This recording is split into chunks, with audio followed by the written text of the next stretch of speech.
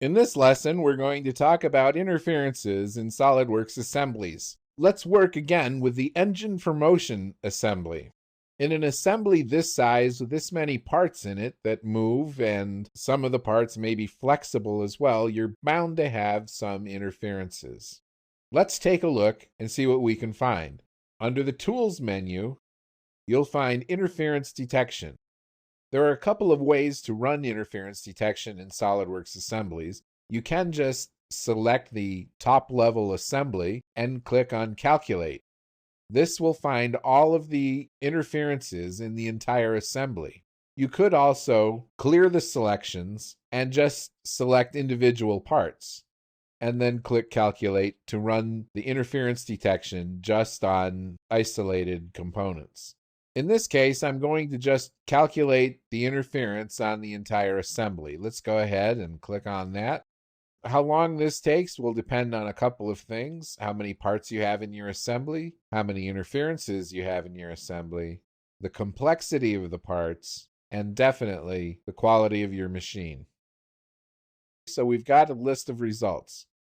If we go by the count, we've got 119 interferences. You can see that some of these are very small. One of the things that SOLIDWORKS is listing here is the volume of the interference.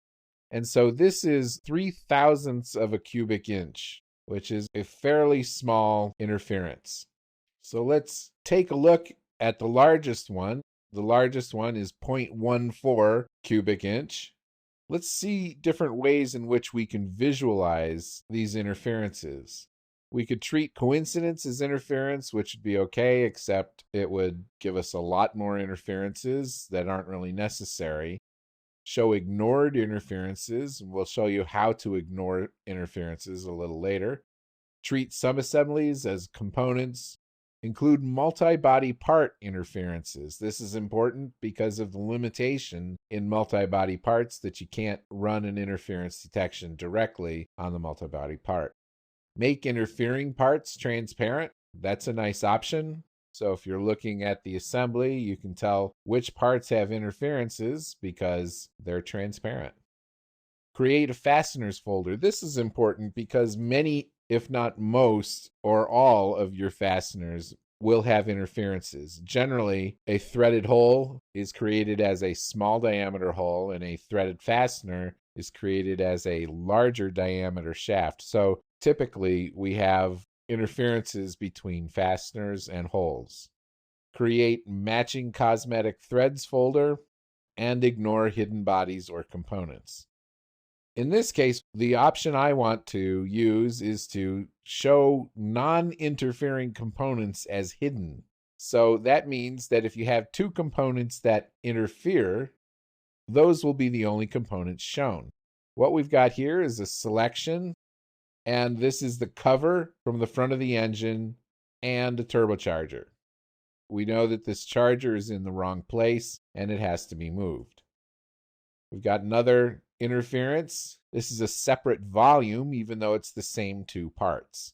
If you expand the plus next to the interference, SOLIDWORKS lists the components.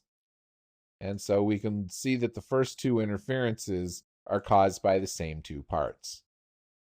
We have another interference caused by the second turbocharger and a fourth interference caused by the second turbocharger. Here's something that's more of a problem, or a bigger problem, where the camshaft is running into the valve cover. And this camshaft is probably going to have 4 different intersections or interferences. Notice that a couple of the volumes of the intersections here are similar because it's just a repeated interference. So if we click on this one, and that one are all the same.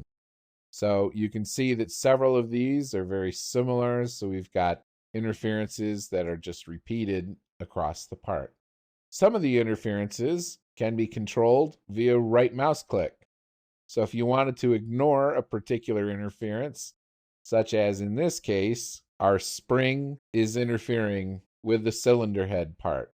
And we knew that was going to happen because our spring does not flex. One of the other options that you have with the property manager controls is to exclude certain components from the interference detection. This should probably be done before you click the calculate button, just to save you a lot of time. The interference detection is a static interference, but SOLIDWORKS also has a collision detection, which is dynamic, and we'll talk more about that in a later lesson.